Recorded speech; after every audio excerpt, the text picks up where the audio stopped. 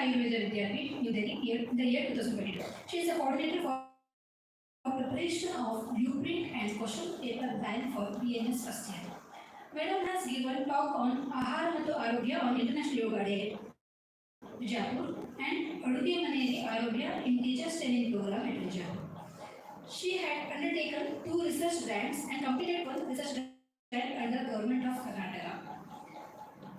Madam worked as a cultural coordinator and also organizing secretary in many state level and national level seminars. She is the assistant editor in editorial board of Ayurveda quarterly news bulletin. She was member of secretary as well as the president of Women Empowerment Cell, Sabala. She was institutional research committee member from 2018 to 2023 and institutional ethical committee member from 2018 to 2023. Madam is chief coordinator of NAC criteria 4 and she is running Anudana Arogya Dharma Ayurvedic Clinic. I heartily welcome Madam for this session and over to you.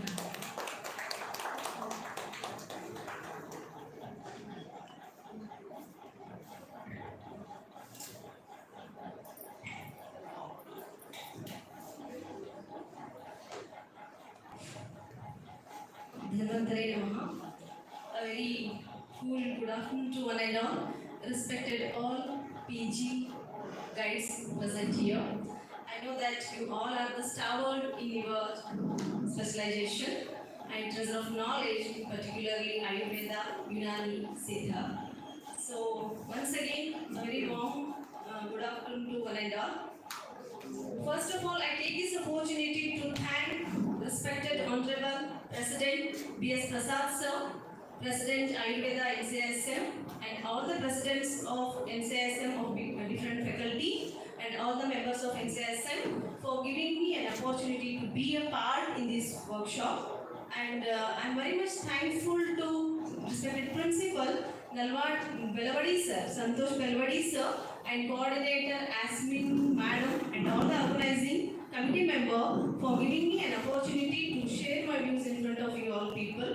And I take this opportunity to thank personally my respected Principal Dr. Sanjay M. Kadipatti and respected Vice Principal Dr. Shashidhar Naik Sir for their kind support. With the permission of you all respected guide present here, all my senior friends and my colleagues, all the PG respected guides, time is the only one loan which cannot be paid back. Without wasting your valuable time, I will try to give the justice to your valuable time because you all are spending your valuable time with us people. So without wasting the time, let me present my presentation. The topic given to me is reporting guidelines for various types of research studies. So when the question arises, next slide.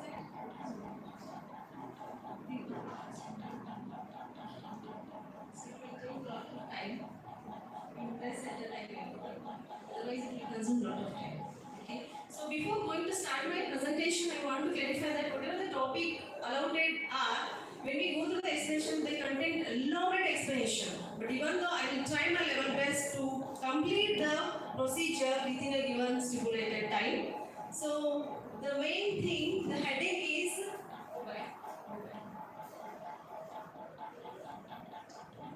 reporting guidelines for various types of research study. Next. So after completion of my presentation, all the respected PG guides are able to, or they get sensitized how to publish own article by using relevant reporting guidelines, how to review an article by using reporting guidelines, why researchers should use reporting guidelines, how to access these reporting guidelines through proper link. These are the points after at the end of my presentation, all the guides get sensitized about this. So before going to start my presentation, once again I want to clarify that whenever we start any presentation, it may be class or it may be whatever it may be, the heading or the title of that presentation should be clear. So what is the heading here? The reporting guidelines for various types of study design. What do you mean by reporting guideline here? Whether these are needed at present era. Yes, when we ask the question ourselves, what are these reporting guidelines, whether these are needed or not. These are reporting guidelines are the need of the hour at present to take the Ayush, to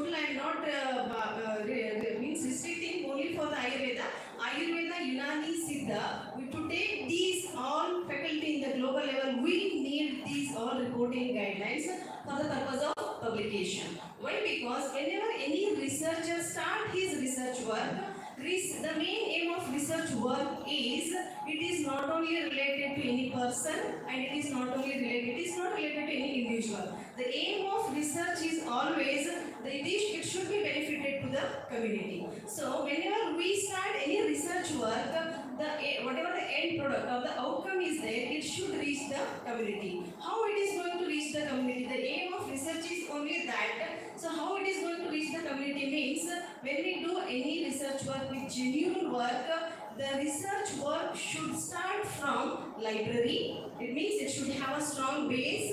Then afterwards, with the proper method or the proper protocol, with the proper statistical data, it should, whatever the outcome it may be positive or it may be negative, it should reach the community. In between, when it passes through this pathway, in between that it should move to the laboratory. Then only it will help us to write the scientific research. It means scientific writing. It will help for writing the scientific. So it means nothing but our intention is to get published our genuine research work to the reputed journal. When it reaches the outcome reaches the public means it get published in a reputed journal. How to get published in a reputed journal means I want to highlight one single sentence in front of you all respected guide that in the absence of researcher,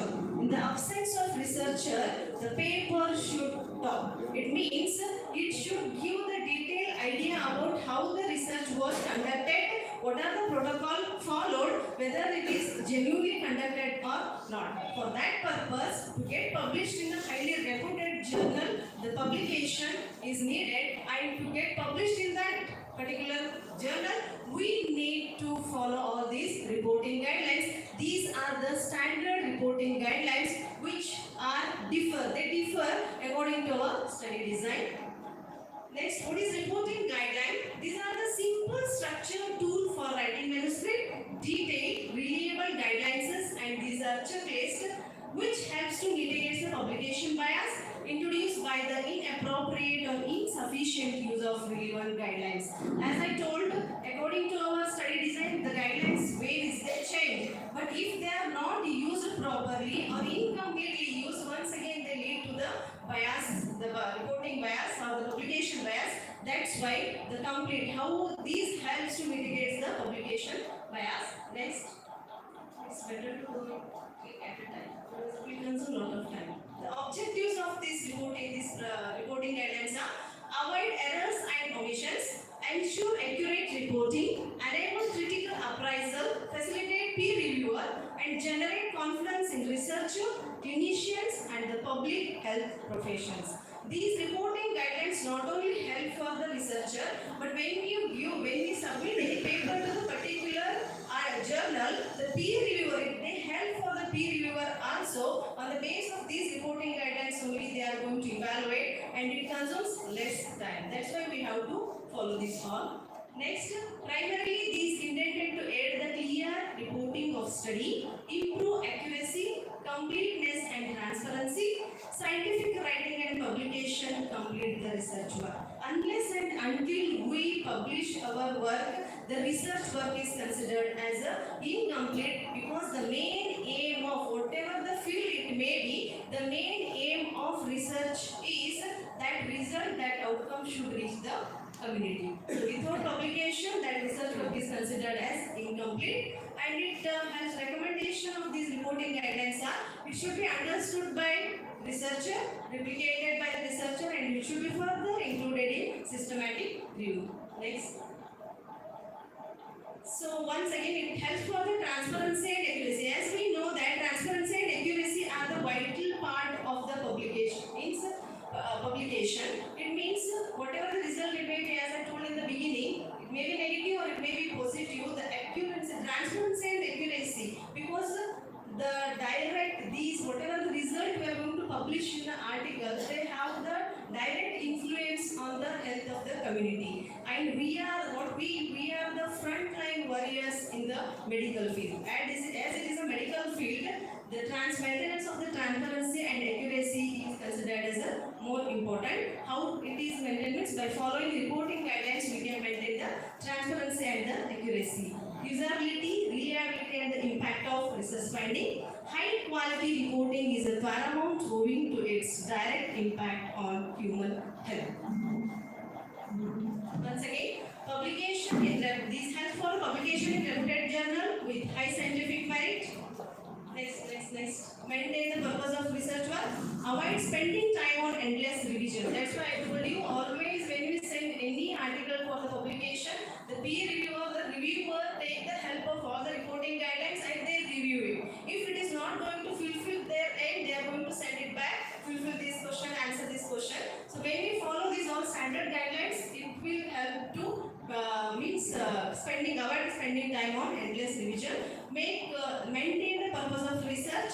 If the reporting guidelines are not properly used or they are used inaccurate, it means the legal, ethical and medical repercussion occurs there. Next is it makes significant contribution to the society. By following reporting guidelines, if we publish the article, it will give the justice to the community also. To have a completed version of checklist, editors and peer reviewers will be able to evaluate the manuscript. As I told in the earlier, it helps for the editors and the peer reviewers too. So next is, what do reporting guidelines consist of? When we open the link, whatever the links are there for the different types of the guidelines, in what form they are available? Means they are available in the form of checklist, they are available in the form of flow diagram and also in the form of structured test. These all reporting guidelines are available. Next slide. So this is equator. Okay. So what is the equator? Previous one?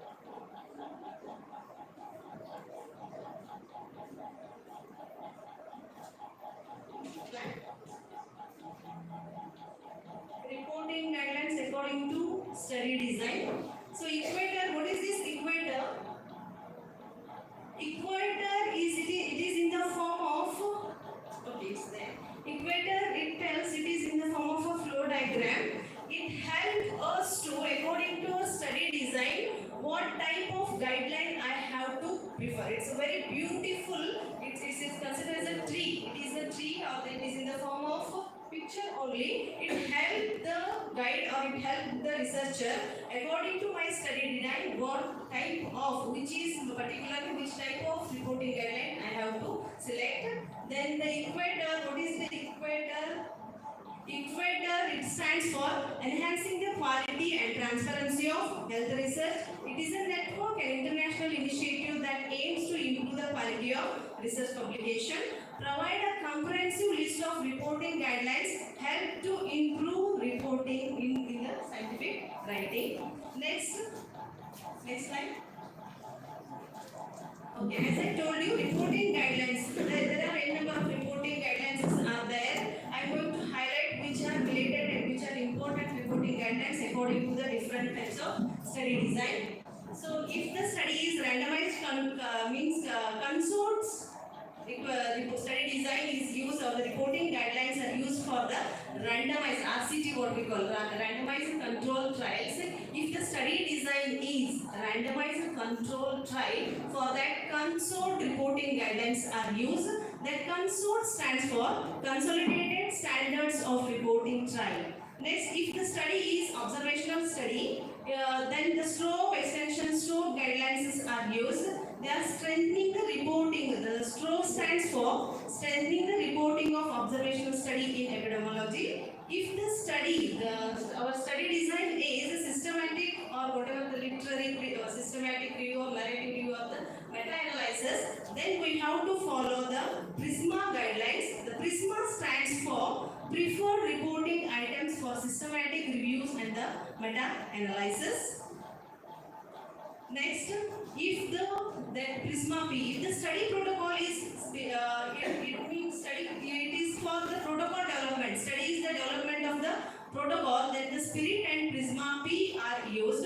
Then prisma P stands for development of the protocol. Thus, it stands for preferred reporting items for systematic review and meta-analysis protocols, prisma P. If the study, our study design is diagnostic and prognostic study, then STAR and tripod are used. They stand for Standard for Reporting Diagnostic Accuracy Study, STAR, and the transparent reporting of multivariable prediction model for individual prognosis of the diagnosis, that is the tripod.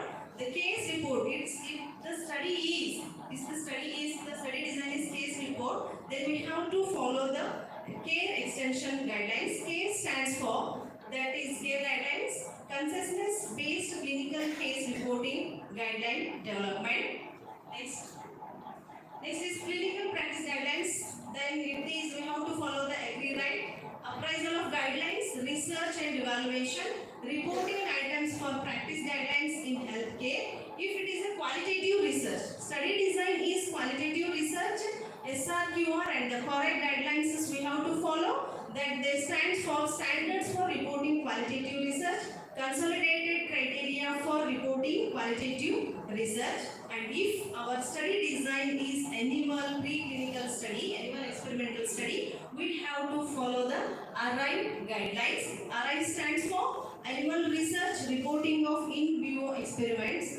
Next, if it is quality improvement study, then SQUARE guidelines are there. We have to follow the SQUARE guideline. It stands for Standards for Quality Improvement Reporting Excellence.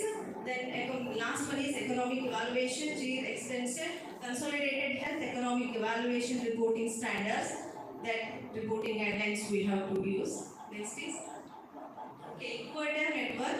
As I told, Equator Network, everything is blurry. One by one,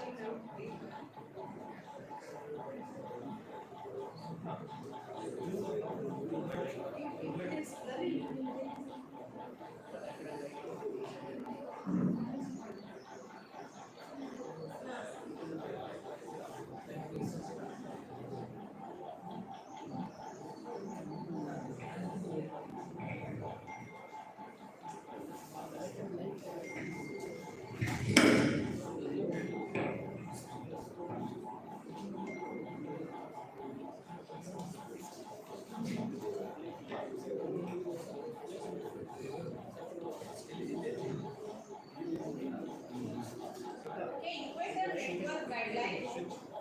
Guideline decision tree. This one is guideline decision tree. Why? Because the researcher, we have to ask ourselves a question before going to select the reporting guideline. Which guideline, reporting guideline I have to select? First, we have to ask ourselves a question that's why it is called as a decision tree. It's a big tree which tells us that, which shows the pathway according to our study design. Was the research is on human? If it is yes, then ask the question, am I audible? Am I clear? Was the research is on human? If yes, click next. Did your research generate a quantitative data? If yes, next click.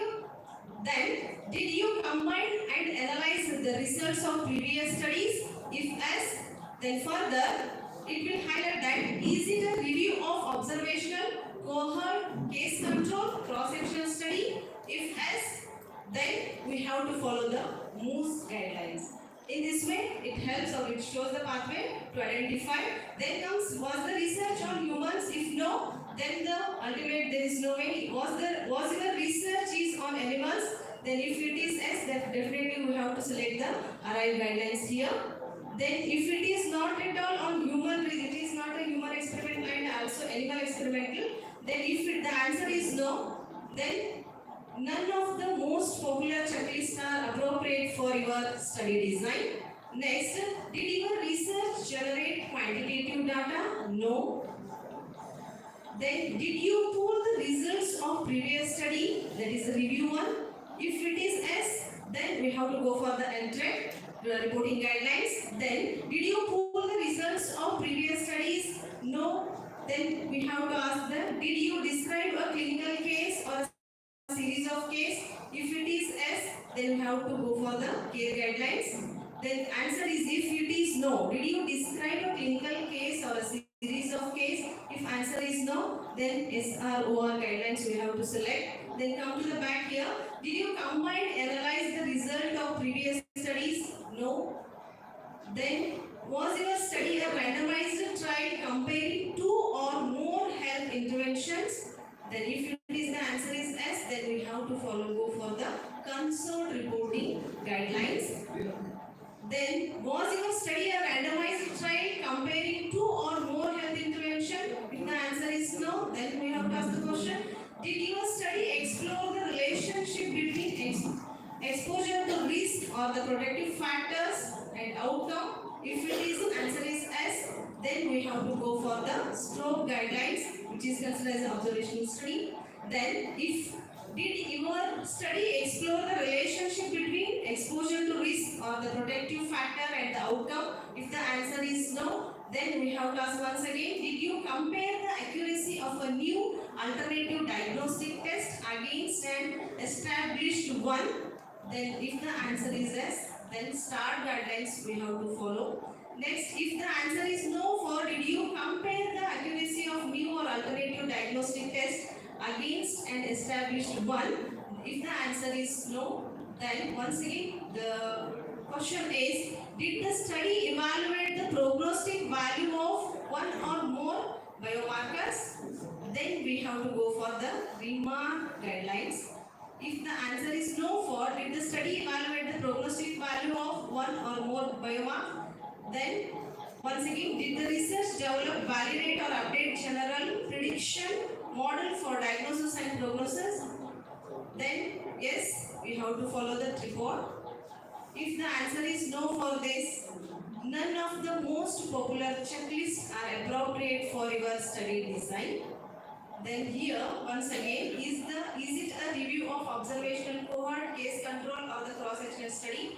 If it is no, then PRISMA guidelines we have to use. So in this way, this equator network, which is considered as a guideline decision tree, it helps us to take the decision according to our study design, what type of reporting guideline I have to select. This is the wonderful schematic presentation given by the equator. Now the part is, I have to explain the consort one by one. I am going to give the links of the different the reporting guidelines. Consort is used for the randomized control trial. Then PRISMA is for systematic reviews. Stroke guidelines is for observational study. And remember, in stroke guideline we have three types. That is because observational study, cohort, case control, cross-sectional. For each we have different types of checklists are available. For the case report, care guidelines are used. Link is here. Then correct qualitative research, correct guidelines are used. And for preclinical or the animal study, right guidelines are used. So this is about the in brief explanation about according to the different study design, what type of reporting guideline we have to select. Next is the consort guideline. What are the consort guideline? What items it consists of? When we go through the link, when we click the link given below to this consort, so we have near 25 items in that checklist. Okay, we have to go with those checklists, and the thing is, already published article it may be, we have to find out what are the points included in that. That is the activity we have to gather in that, involved in that activity. Consort, as it is already explained, consolidated standards of reporting trial. A statement was first developed in the year 1996. It prevents poorly designed trials from reaching the publication stage. So in this way, total 25 items are available in this checklist. They are divided in title, abstract, introduction, methods, results and the discussion, and how the trial was designed. It helps on how the trial was designed, analyzed and interpreted. The flow diagram along with this checklist, flow diagram is also available, which help us to display the progress of all the participants participants throughout the trial. It helps, the flow diagram helps us how the display progress of the whole patient, it may be patient or the healthy individuals, participants. It has as it is related to the randomized control trial. So when we click the link given below the consort, these are the points we are going to observe in the checklist. First, what are the points we have to concentrate while writing the article? And one thing I would like to highlight here is the reported on page number. Whenever we are going to, at the end of the presentation, at the end of the submission of our whatever the article we have prepared, we have to mention the first, the title A1 is present in which page of my article. That's why it is given there. In which page of my article it is there, that is A1 point. Title and abstract, A1, number 1, A, it should highlight, it should contain identification, include 1, B point, structure, summary or results, conclusion, everything should be mentioned there. Then comes the introduction part. That introduction part, it should contain background and the objectives. It has two parts once again, two divisions are there. To A, scientific background and the explanation of rationale we have to mention there, and specific objectives and the hypothesis should be mentioned. Then comes the methods, trial design and the participants. In trial design, 3A point, description of trial design such as parallel, whether it is a parallel or the factorial, including allocation ratio also 1:1, like that we have to mention. Then 3B, important changes by commencement such as eligibility criteria with reason. After the commencement of the study, any changes we did, we have to mention what purpose we have taken the change, what is the reason for that change, whatever we have adopted. Then the participants, 4A, eligibility criteria for participants. Then 4B, setting and location where the data were collected. Then comes the intervention. It is a point 5. The interventions for each group were sufficient detail to allow the replication, including how and when they were actually administered. Then the point is outcome we have to mention. 6A, completely defined pre-specified primary and secondary outcome should be mentioned. Clear-cut primary outcome and the secondary outcome should be measured there, including how and when they were assessed. Then comes the 6B, any changes to trial outcomes after the trial commenced with reason, with the proper reason we have to mention there. Then comes the sample size, how sample size was determined. Then 7B is when applicable, explanation of any interim analysis and the stopping guidelines at the time of these all are known to, because I think methodology is explained in the previous presentation. So if we are going to stop in between that research work or whatever the procedure is stopped, we have to give the why that research work stopped, proper reason we have to give it. Then the randomization sequence, 8A, method used to generate random allocation sequence. And then 8B, type of randomization, details of any restriction such as blocking and block size. Then 9 point is mechanism used to implement the random allocation sequence such as sequentially numbered container describing any step taken to conceal the sequence until the intervention will assigned. Then comes the implementation. It is the point 10.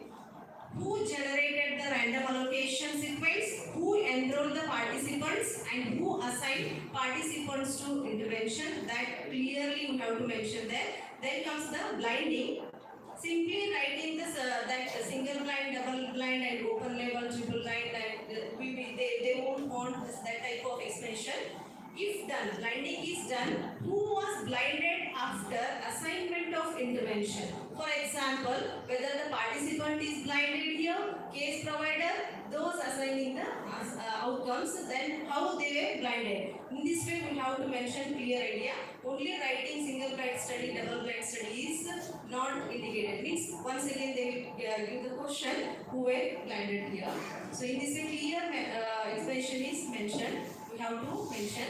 11b, if relevant, description of the similarity of intervention, statistical method. 12a, statistical methods used to compare groups of primary and secondary outcomes should be mentioned clearly, and the methods for additional reason should be given. Dates, that recruitment. 14a, dates defining the period of recruitment and follow-up should be mentioned. Why the trial ended and it was stopped with the proper reason we have to mention that. Then the baseline data. 15, a table showing baseline demographic and clinical characteristic for each group should be mentioned. Number analyzed. For each group, number of participants included in each analysis, whether the analysis was by original assigned groups. Then outcomes and the estimation. 17a, for each primary and secondary outcome results for each group and the estimated effect size, its precision should be mentioned. Then the 17b, for binary outcomes, presentation of both absolute and relative effective size is recommended. Then the 18 point, results of any other analysis performed including subgroup analysis, adjusted analysis, distinguished pre-specified from the exploratory. Then the harms should be mentioned clear cut, that is the 19 point. All important harms, unintended effects in each group should be mentioned here.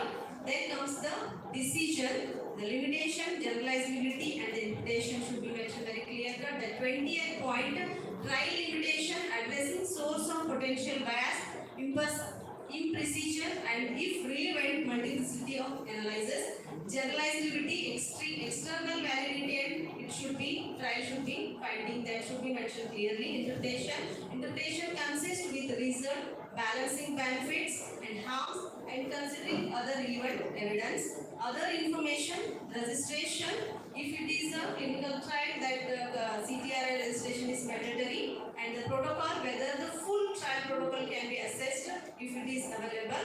Then the funding, sources of funding, other support such as drug or other funders, we have to funding, whatever, whether funding agency or funding or whether amount is taken by any other sources, that we have to mention clear cut. And this is the flow chart. Is it clear? I think it's blurred, no? So this is a flow chart which tells the flow of the total participants, and next is in consort, conflict of interest and the reference we have to mention. It's not clear, but here what it is there, assessed for arithmetic, total number of participants we have included in the study enrollment. Next is excluded, not meeting inclusion criteria, how many we have excluded we have to mention here. Then declared to participants, for what purpose, we have to review the reason, what purpose they all are excluded. Then the randomized number, total number of participants we have to mention here. Then allocated to intervention, it is mentioned here. Then received allocated intervention, did not receive the allocated intervention. Actually, this is the protocol or the checklist. When we click the link, we are going to see such type of explanation in that link. Once again, we have selected such type of articles, which article fulfill all the 25 items. It is somewhat difficult to get to fulfill all the 25 items, but even though with some example, we have mentioned some articles we have taken, and each and every point where it is mentioned, that I am going to give at the end of this presentation as a soft copy. Next is stroke guidelines. And stroke guidelines, which is used for the observational study. It includes cohort, cross-sectional, case control. So once again, stroke extension. What do you mean by extension? Means total 22 checklist items are mentioned here. Extension means further, if you take this, apart from that cohort and cross-sectional, if it is the related work is, our study design is related to genetic association, Strega, STROMI, if it is a molecular epidemiology, then STROM, ID, infectious disease. In this way, the extra extension is considered mentioned as a 15 minutes left, including activity. So next, this is the link for stroke guidelines. So in total it consists of 22 items. Title Study design will commonly used term in the title of the abstract. Abstract, informative and balanced summary of what was done and what was found.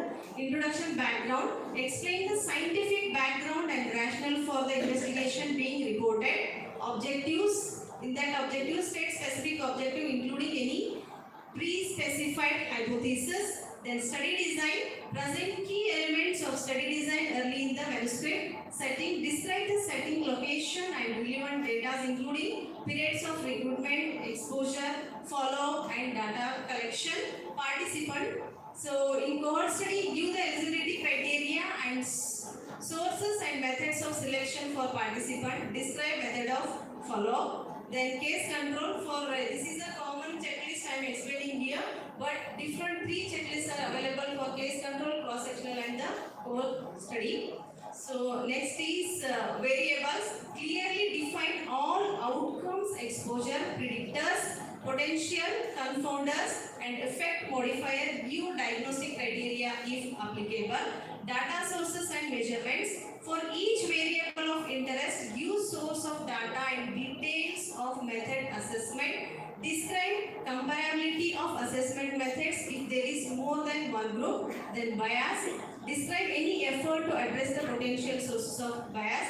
Study size. Explain how the study was arrived at. Quantitative variables. Explain how quantitative variables were handled in the analysis. Describe which grouping were chosen and why. Statistical methods, clear cut we have to mention. Describe all statistical methods including those used to control for confoundings. Describe any methods used to examine subgroups and the interaction. Then explain how missing data were addressed. In cohort, explain how loss of follow-up was addressed. Case control, explain how matching of cases and controls was addressed. In cross-sectional study, describe analytical methods taking account of sampling strategy. Describe any sensitivity analysis. So in results, participant, that is the point number 13, report numbers of individuals at each stage of study, numbers potential eligible examined for eligibility and confirmed eligible included in the study, completing, follow-up and analyzed, give reason for non-participation at each stage, consider use of flow diagram, then comes the descriptive data, give characteristics of study participants, for example, demographic, clinical, social and information on exposure and potential confounders. Then indicate number of participants with missing data for each variable of interest, cohort study, summarize the follow-up. Then outcome data for the cohort study, report number of outcome events, summary measures or time. In case control study, report number in each exposure category of summary measures of the exposure. Cross-sectional study, report numbers of outcome event or summary measures. In main result, we have to mention that is the 16th point. Then I will give the checklist as because there is time is very short. Once again, if you permit, then I will continue another 5 minutes. After the lunch, we can go for the activity as already groups are divided. Okay, so let me complete these all checklists. Then the other analysis, report other analysis done. For example, analysis of subgroups and the interaction and the sensitivity analysis. Discussion and keywords. Summarize key result with reference to study objectives. Limitations. Discuss limitations of study taking into account sources of potential bias or imprecision. Discuss both the direction and the magnitude of any potential bias. Then interpretation, that is point number 20. Give a caution overall interpretation of results considering objectives, limitations, multiplicity of analysis, results from similar studies and other relevant. Then last 21 is discuss generality, external validity of the study result. Give the sources of funding and role of funders for the present study and if applicable for original study on which present article is based. So here also we get the flow diagram for the stroke also. Eligible patients number at that end indicates the eligible patient. Not included, how many patients not included, lack of motivation or we have to mention the cause here. refused to provide the written informed consent. That's why inclusion, how many patients were included for this study? Included in the study were N is equal to 292. Then analyzed, total number of patients analyzed were 292. In this way, flow diagram of the stroke is available, and this is for common stroke guidelines, and all three different checklists are available. I will give you the soft copy of those also. Otherwise, if you click the stroke guidelines, whatever the link we have provided, you will get all the checklist of all three different study. So conclusion, these are the reporting guidelines and the simple structured tool for writing manuscript which mitigates the publication bias. Reporting guidelines promote clear reporting of methods and results to allow critical appraisal of manuscript, more likely to be high scientific merit, and avoid spending more time on endless revision. Equator Network Guide to improve the reliability and value of an article. All scientific research articles should be written accordance with the relevant research reporting guideline. Provide enough information for editors, peer reviewers, and readers to understand how the research was performed and judge whether the findings are likely to be reliable. The researcher has to concentrate, last line is, the researcher has to concentrate on the guidelines provided by the particular reputed journals. Even though these all are considered as a standard reporting guidelines, but whenever we choose any type of reputed journal, they give the some different reporting guidelines. According to that, we have to set our article. Then after lunch we will go involve in the activity. These are the links. We have to go with these links to get the checklist and more information. Then last word, take home message is write not to impress, but write to express. The goal should be write clearly and concisely, not to impress the reader, but with complex language. With this, I think I have not taken extra 5 minutes. I have taken within stipulated time. I tried my level best to complete the presentation. After that, only 20 minutes will be there for the activity. If you permit, after the lunch, I am going to involve in the activity. Thank you for your patience listening. Thank you once again. Thank you so much. Now this lunch break. We shall continue with the random command. Yes.